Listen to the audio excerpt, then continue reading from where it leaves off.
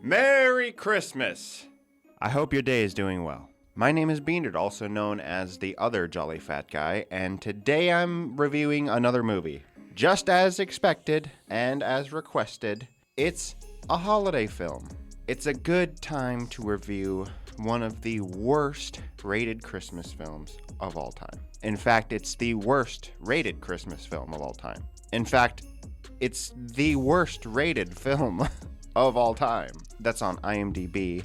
I believe the score is a phenomenal 1.4 stars out of 10.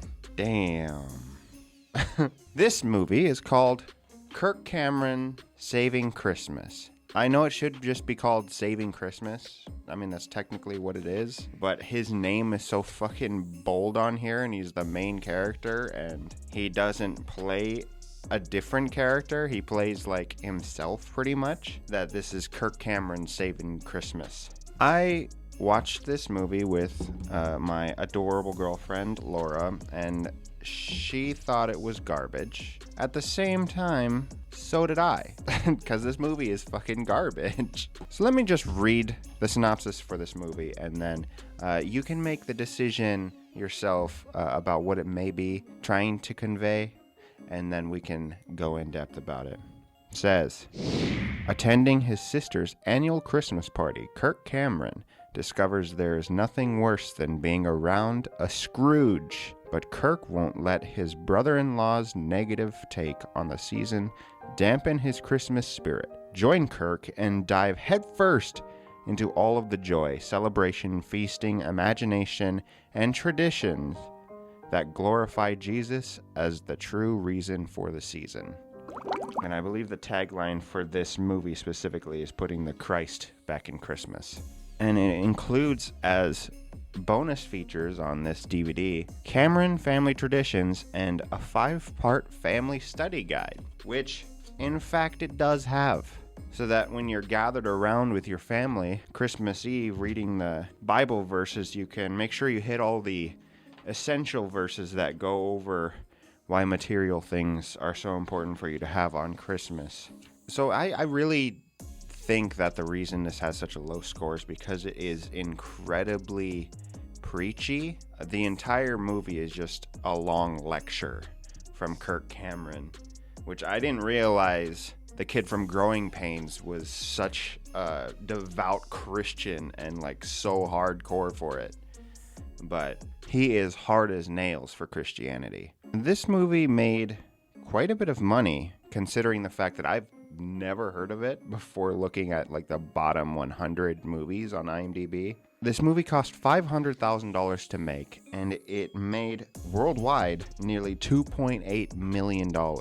So they over quadrupled their budget, which is unfortunate for how terrible this movie is, because it would make you think that Kirk Cameron would be able to continue making things like this, which would just be horrendous. I have a lot to say about this movie, and I have a lot to object about a lot of the things that are said. And I do want to say I was raised Christian.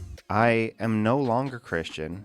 I guess I would be categorized as atheist, which I know just stabbed a spike right through my parents' hearts.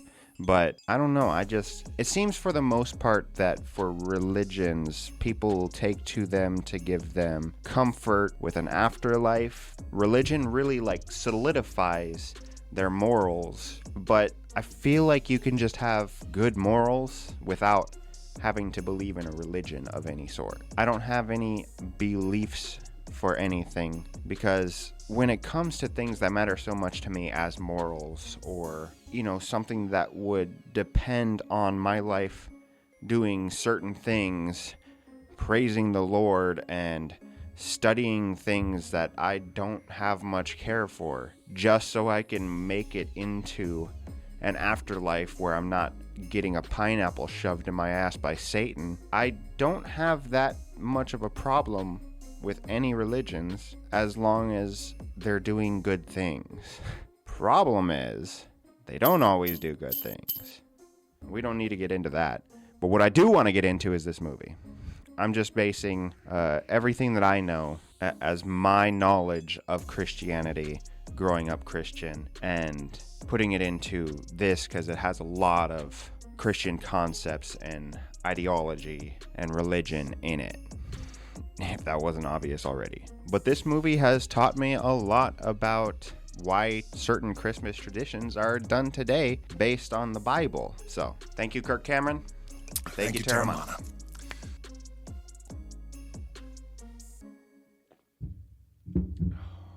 The movie starts out with Kirk Cameron sitting on his throne right in front of a huge Christmas tree, drinking an empty cup of hot cocoa, and setting up the moral conundrum of Christmas. That it's commercialized, and everyone says that a lot of the traditions come from pagan holidays or pagan traditions. What are they going to do next? Tell us hot chocolate's bad for us? The Druids invented it? Actually, the first hot cocoa or chocolate drink is believed to have been created by the Maya nearly 2,500 to 3,000 years ago. And a cocoa drink was an essential part of Aztec culture in 1400 AD. Maybe we've got it wrong. A lot of these points that Kirk makes can easily just be looked up on the internet, which makes this a bad time to do this, because you're fighting your own religious beliefs with actual historical fact. After an all too long scene of weird looks and setting up an hour-long lecture about Christianity, it changes to a well-shot scene of a scraggly shepherd while Kirk is still narrating over it. Stories are tricky things. Bad acting aside, this scene looks really good. It's shot well, the lighting is great. I don't know where it goes wrong with everything else. I don't know if they were going for more of like a realistic feel to the real world for the rest of the movie, but now we get the opening credits, and an interesting thing to note about this is that Kirk wanted the creator of VeggieTales to animate an opening for the movie, but they declined, so this is what we're left with.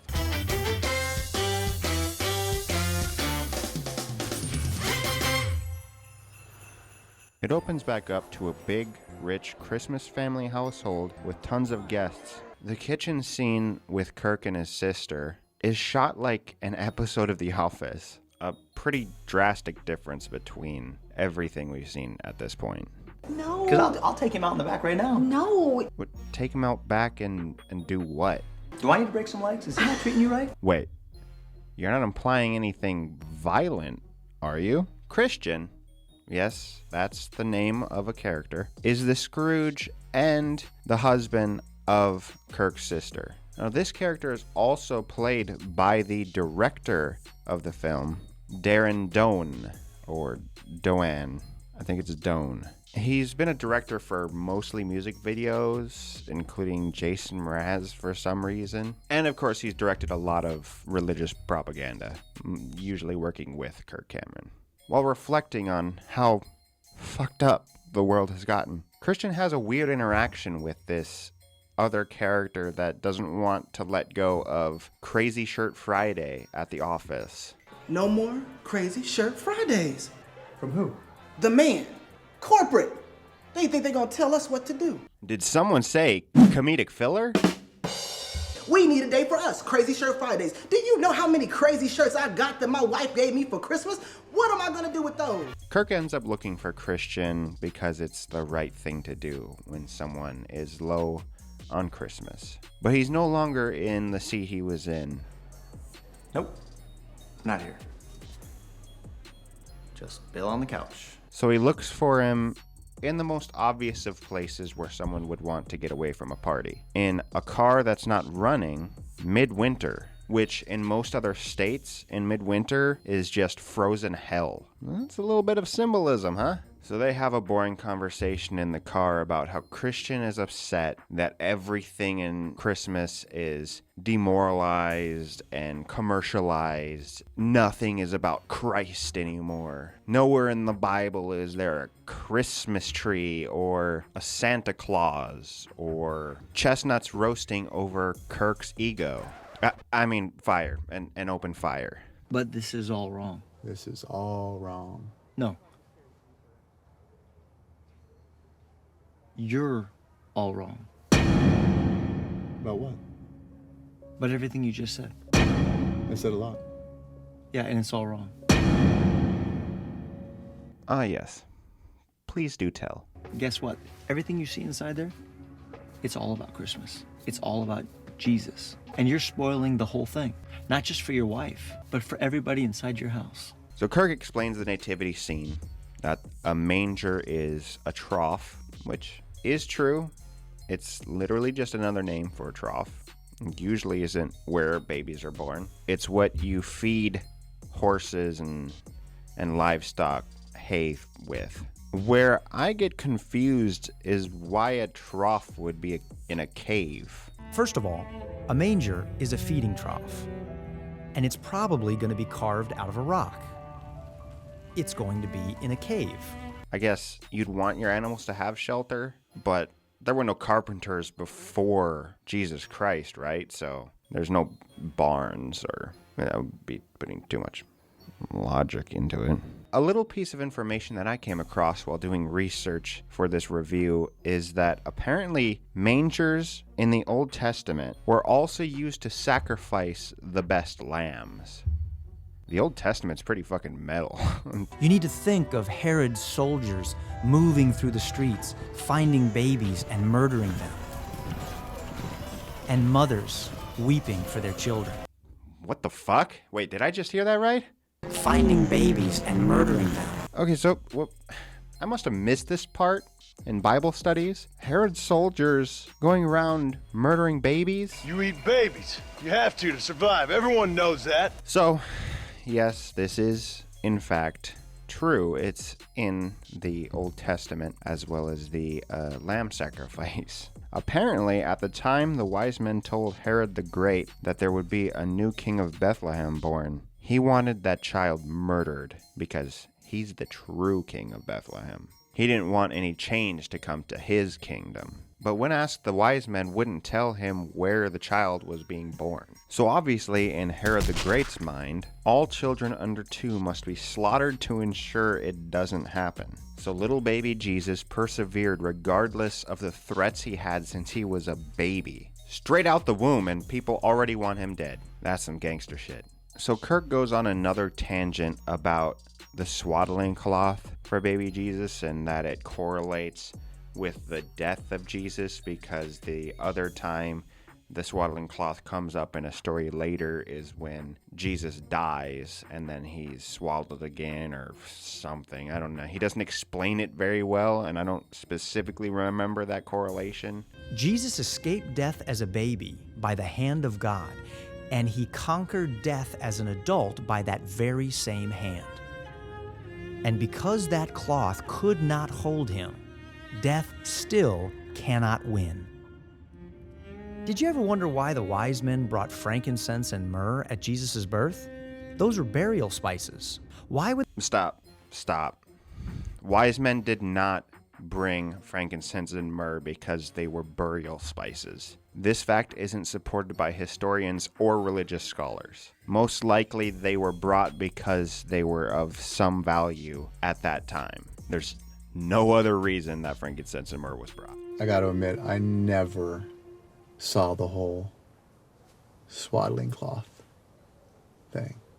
Now we get a weird little break from the monotonous car scene. The guy that was talking to Christian earlier about Crazy Shirt Fridays, he sits down in front of this bald-bearded white dude, already a red flag. And this guy turns out to be like a crazy conspiracy theorist, and they put the mugs over their mouths so that, I don't know, a camera somewhere around them can't see them talking, and then he just spews off a bunch of stupid bullshit, and it's very obviously 80 yard. I am wide awake. It's deeper than that, though. You heard about Area 51? What about Area 52? That's where they're keeping all the mangers and trees and nativity scenes they keep taking down.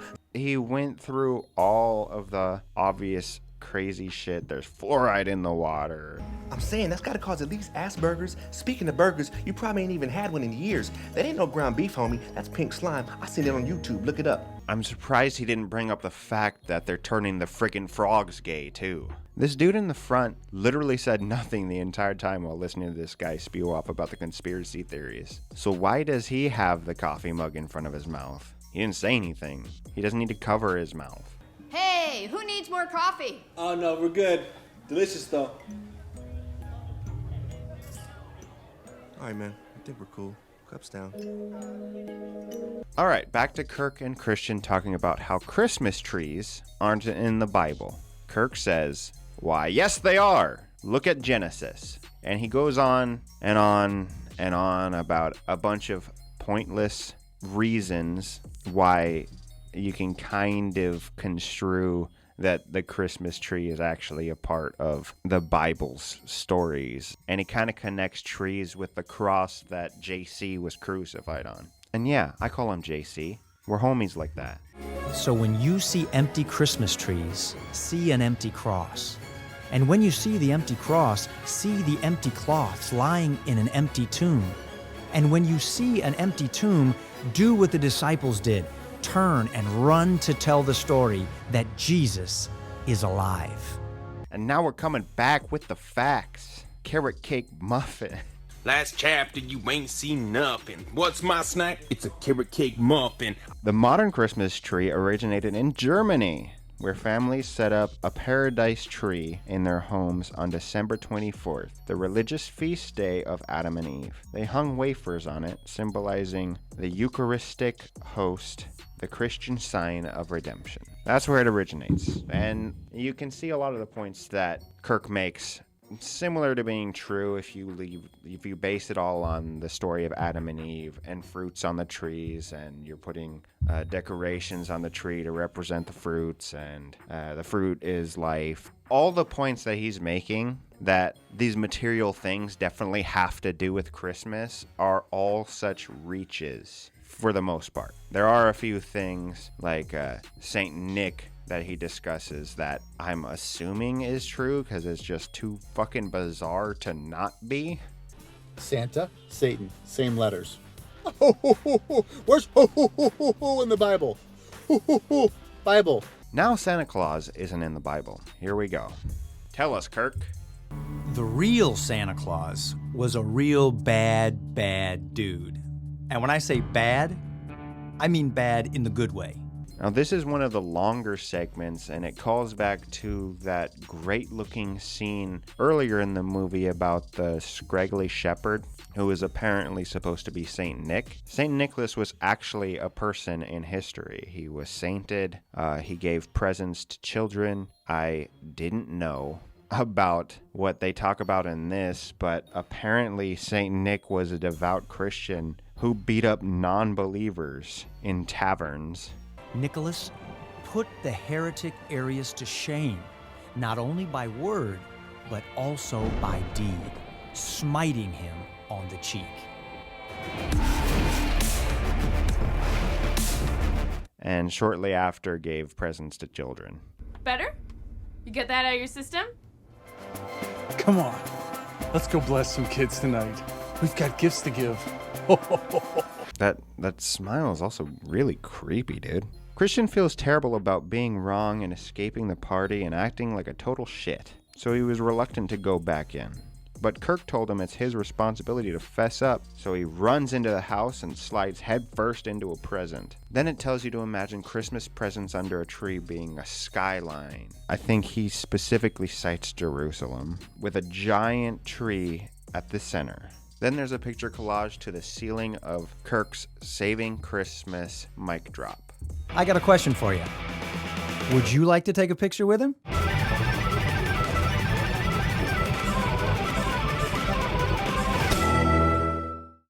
But guess what, folks? That's not the end. There's still 20 minutes left of this movie. Could have just been an hour. You could have just had this be an hour. From here, we just get more preachy reasons about why you should be thankful for all the material things at Christmas time and why God is the primary reason why we celebrate our Christmas trees and Santa Claus and inflatable snowman decorations. This all, of course, in the fashion of slow motion and uncomfortable close-ups. There's always people who love you, who kiss you and hug you, and it's always Christmas on the warm side of the door.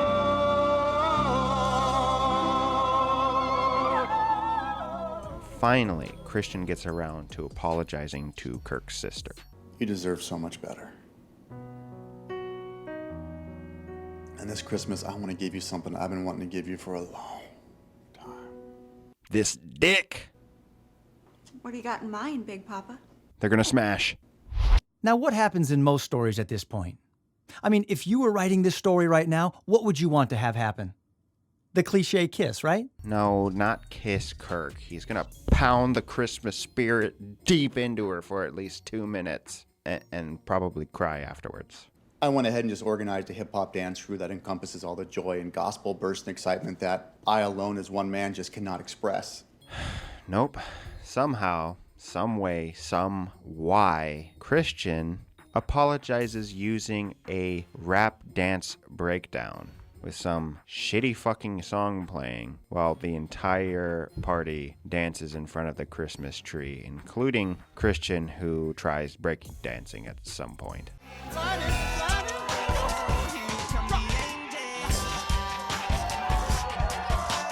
This goes on for nearly 5 minutes.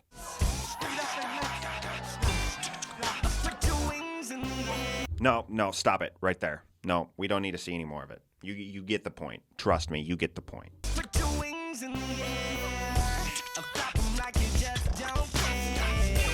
Hey, stop. I said no. No more. Stop it. Kirk jumps into the screen and says, "Let's feast," showing that he's well aware and very happy to be the center of attention. Who'd have guessed? All right, everybody, let's feast!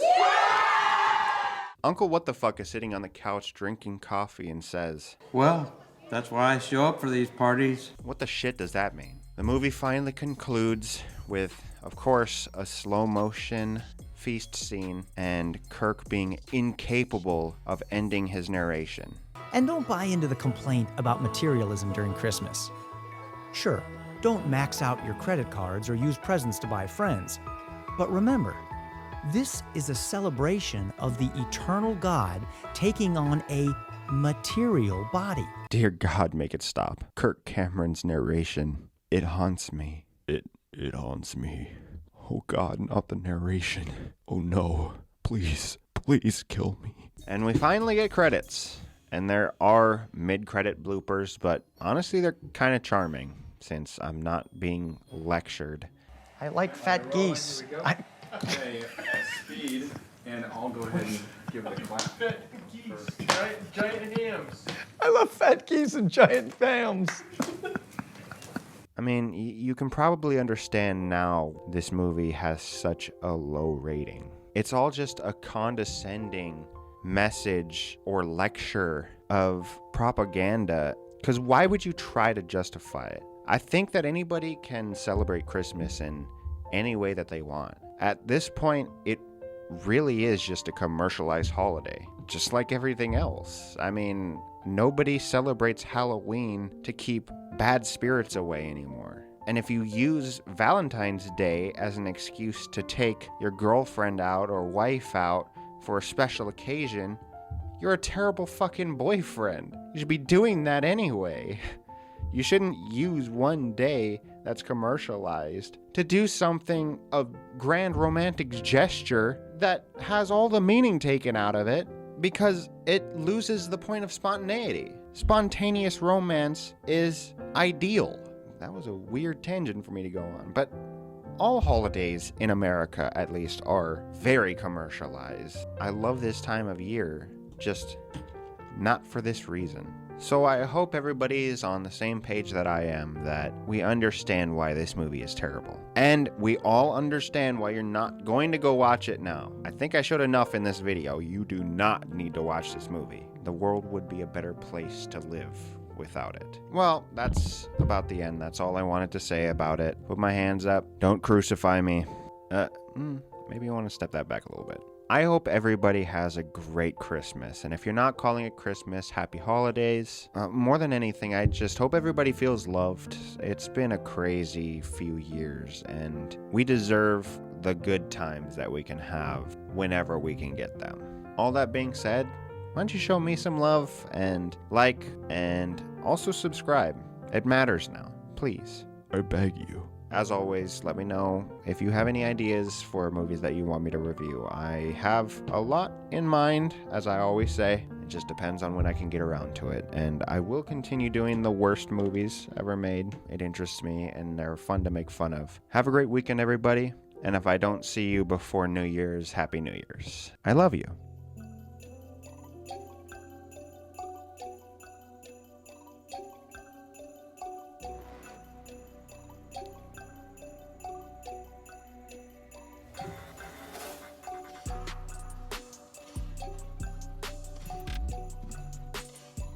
Bye.